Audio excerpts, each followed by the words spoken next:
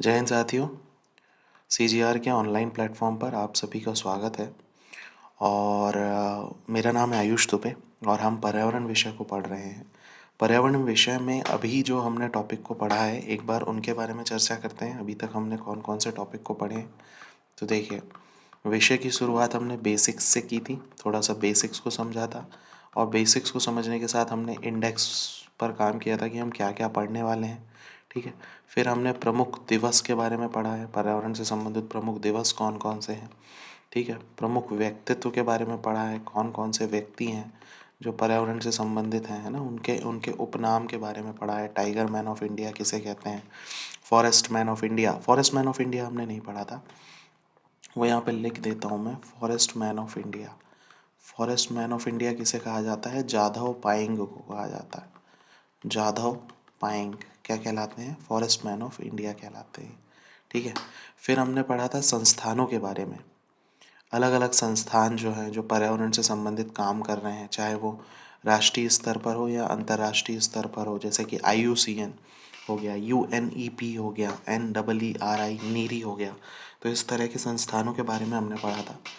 और उसके बाद हमने पढ़ा है जो पर्यावरण से संबंधित प्रमुख कानून है, जैसे कि वन संरक्षण अधिनियम कब आया, वन्य जीव संरक्षण अधिनियम कब आया, है ना। आपका वायु संरक्षण अधिनियम कब आया, जल संरक्षण अधिनियम कब आया, जैव विविधता वाला अधिनियम कब आया। तो ये सारे टॉपिक जो हैं, ये सब हम पर्यावरण की पहले की क्लास में डिस्कस कर चुके हैं। ठीक है, ये महत्वपूर्ण टॉपिक हैं, यहाँ से प्रश्न आने की संभावना होती है। आज जिस टॉपिक को हम डिस्कस कर रहे हैं वो है प्रमुख सम्मेलन या प्रमुख प्रोटोकॉल्स। इन्हीं को सम्मेलन कहा जाता है, इन्हीं को प्रोटोकॉल्स कहा जाता है।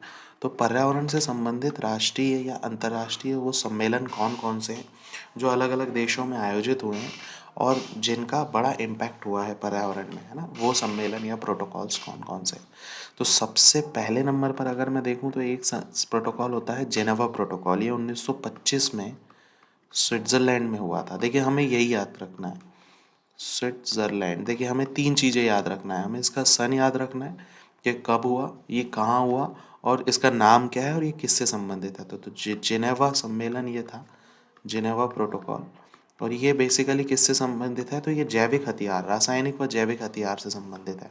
यानी कि इन पर प्रतिबंध लगाया गया था, रासायनिक व जैविक हथियार से संबंधित है ना, इन पर प्रतिबंध लगाया गया था। कब हुआ था, 1925 में हुआ था। कहाँ हुआ था, जेनेवा में हुआ था। ठीक है। जेनेवा कहाँ है, स्विट्ज़रलैंड में है। और यहाँ पर क्या हुआ था, रासायनिक व जैविक हथियार पर प्रतिबंध लगाया गया था। तो ये पहला सम्मेलन है जो हमें याद रखना है ना। ये महत्वपूर्ण सम्मेलन हमारा हो जाता है। फिर अगर हम बात करें दूसरे सम्मेलन के लिए, तो देखिए दूसरा जो सम्मेलन है वो सम्मेलन है रामसर सम्मेलन। कौन सा सम्मेलन, रामसर सम्मेलन। रामसर, देखिए रामसर कहाँ है, तो रामसर ईरान में है। ये हमें याद रखना है। ये सम्मेलन कब हुआ, 1971 में ये सम्मेलन हुआ था, 1971। डेट याद रखिएगा, 2 फरवरी, 2 फरवरी। इसी कारण 2 फरवरी को हम विश्व आर्द्रभूमि दिवस मनाते हैं, इस सम्मेलन के कारण। आर्द्रभूमि को ही इंग्लिश में क्या कहा जाता है, वेटलैंड्स कहा जाता है। इससे ये समझ में आ रहा है कि ये जो सम्मेलन है ये किससे संबंधित है, ये आर्द्रभूमि के संरक्षण से, यानी वेटलैंड्स के संरक्षण से संबंधित है। आर्द्रभूमि के संरक्षण से संबंधित है रामसर सम्मेलन, जो कहाँ पे है, ईरान में, ईरान के रामसर में। ठीक है। और आर्द्रभूमि क्या होती है, तो देखिए आर्द्रभूमि अगर मैं आपको बताऊं तो ऐसा दलदलीय क्षेत्र होता है जो जिसकी गहराई 6 मीटर से ज़्यादा ना हो। तो यहाँ पे 6 मीटर का एक कॉन्सेप्ट है, वो याद रखना। ऐसा दलदलीय क्षेत्र जिसकी गहराई 6 मीटर से ज़्यादा ना हो, है ना, जहाँ पर स्थल और जल दोनों मिल रहे हों, है ना। ऐसा एक क्षेत्र दलदली क्षेत्र बन जाएगा जो कि जैव विविधता की दृष्टि से, यानी कि जो इकोसिस्टम है, जो इन्वायरमेंट है, जो पारिस्थितिकी है, उसकी दृष्टि से बहुत ज़्यादा कैसा हो जाता है ये क्षेत्र, बहुत ज़्यादा उपजाऊ क्षेत्र हो जाता है, बहुत ज़्यादा महत्वपूर्ण ये क्षेत्र हो जाता है। तो रामसर सम्मेलन के बारे में हमें याद रखना है, जो कब हुआ, 1971 में हुआ। कहाँ हुआ, तो ये ईरान में हुआ है ना, ईरान में होगा ये। और बेसिकली कब होगा तो 2 फरवरी को होगा ये, इसीलिए 2 फरवरी को हम क्या मनाते हैं, विश्व आर्द्रभूमि दिवस मनाते हैं। आर्द्रभूमि या वेटलैंड्स के ये संरक्षण से संबंधित है। आर्द्रभूमि क्या होती है, तो ऐसे दलदलीय क्षेत्र हो जाएंगे जो जहाँ पर जैव विविधता अत्यधिक उच्च पाई जाती है, 6 मीटर से ज़्यादा गहरे ये नहीं होना चाहिए, ये हमें याद रखना है यहाँ पे। ठीक है, तो ये दूसरा सम्मेलन हमारे लिए महत्वपूर्ण है और काम का है ना। तीसरे सम्मेलन की अगर मैं बात करूँ तो देखिए, तीसरा सम्मेलन है 5 जून 1972। 5 जून 1972 का सम्मेलन है। ये कहाँ हुआ था, ये स्टॉकहोम में हुआ था। स्टॉकहोम सम्मेलन। स्टॉकहोम कहाँ है, स्टॉकहोम स्वीडन में है। किससे संबंधित था ये विश्व का पहला पर्यावरण सम्मेलन था, यानी कि पर्यावरण संरक्षण पर विश्व का पहला सम्मेलन।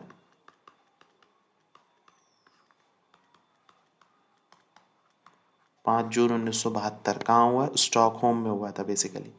यहीं पर यूएनईपी की स्थापना की गई थी, यूनाइटेड नेशंस एनवायरमेंटल प्रोग्राम, जिसका मुख्यालय कहाँ है, जिसका मुख्यालय नायरोबी में है, जो कि केन्या में है।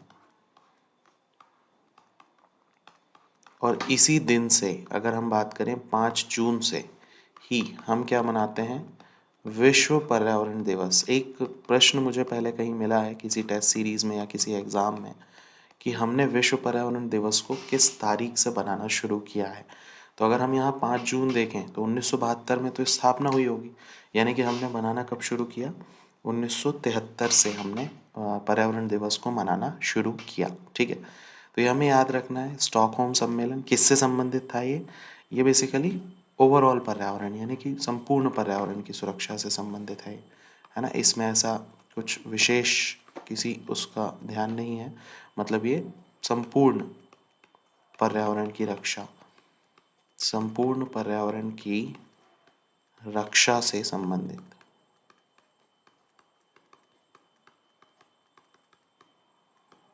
ठीक है, ये हो गया हमारा स्टॉकहोम सम्मेलन।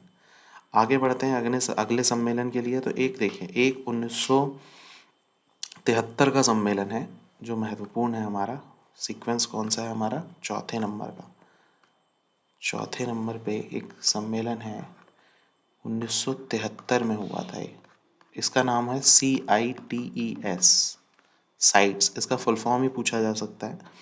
ये कहाँ पर हुआ था, ये USA में हुआ था। ठीक है, लागू कब से हुआ था, ये लागू हुआ था 1 जुलाई 1975 से लागू। 1 जुलाई 1975 से ये सम्मेलन जो था ये लागू हो गया बेसिकली। 1 जुलाई 1975 से ये लागू हो गया था। और ये किससे संबंधित है, तो ये जो हमारी ऐसे जीव होते हैं जो संकट में है ना, जो विलुप्त होने वाली प्रजातियां हैं, उनसे संबंधित बेसिकली ये सम्मेलन है। तो विलुप्त प्राय प्रजातियां, उनसे संबंधित ये सम्मेलन है। ठीक है, और इसका फुल फॉर्म क्या है, तो convention of international trade in endangered species. Convention, ठीक है, convention of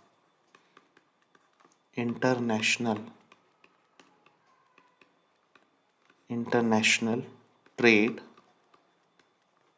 in endangered species, यानी जो संकट में है, विलुप्त होने वाली है, ऐसी कोई भी जो स्पेशीज़ है, प्रजातियां हैं, उनका अंतर्राष्ट्रीय व्यापार नहीं किया जा सकता है ना, या कैसे प्रतिबंध है उस पर, यह सम्मेलन साइट्स कहलाता है, जो कि 1 जुलाई 1975 से लागू किया गया है। ठीक है, इसका फुल फॉर्म हमें याद रखना है। ये इस तरह के व्यापारों को प्रतिबंधित करता है, उससे संबंधित दिशा निर्देशों को ये जारी करता है। ठीक है, एक सम्मेलन जो है वो 1987 में हुआ था, 16 सितंबर 1987। ये महत्वपूर्ण सम्मेलन है। ये मॉन्ट्रियल में हुआ था। कहाँ हुआ था, मॉन्ट्रियल। मॉन्ट्रियल कहाँ है, मॉन्ट्रियल कनाडा में है। ये किससे संबंधित है, ये ओजोन परत जो है हमारी, उसके संरक्षण से संबंधित है। ठीक है, ओजोन परत वाला टॉपिक हम डिटेल में पढ़ेंगे, तब हम इसको और ज़्यादा डिटेल करेंगे, है ना। और इसीलिए हम 16 सितंबर को क्या मनाते हैं, ओजोन दिवस के रूप में मनाते हैं। ओजोन दिवस, क्योंकि ये सम्मेलन हुआ था 16 सितंबर, इसीलिए हम 16 सितंबर को क्या मनाते हैं, ओजोन दिवस के रूप में मनाते हैं। ठीक है। ओजोन को नुकसान कौन पहुंचा रहा है, CFC क्लोरोफ्लोरोकार्बन जो है वो ओजोन को नुकसान पहुंचा रहा है, जो बेसिकली रेफ्रिजरेटर से निकलती है ना। ओजोन परत किस मंडल में पाई जाती है वातावरण के, तो वातावरण के समताप मंडल में ओजोन परत पाई जाती है। ओजोन परत का फॉर्मूला क्या है, तो O3। कैसी गैस है, विषैली गैस है। किस काम आती है ओजोन, जो सूर्य से आने वाला हानिकारक पराबैंगनी किरण होती है, अल्ट्रावायलेट रेज होती है, उनको पृथ्वी पर नहीं पहुंचने देती है। तो इस तरीके से ओजोन हमारे लिए एक महत्वपूर्ण भूमिका निभाती है। एक सम्मेलन 1992 में हुआ है, 1992 में एक सम्मेलन हुआ। इस सम्मेलन का नाम है पृथ्वी सम्मेलन। पृथ्वी सम्मेलन कब हुआ, 1992 में हुआ।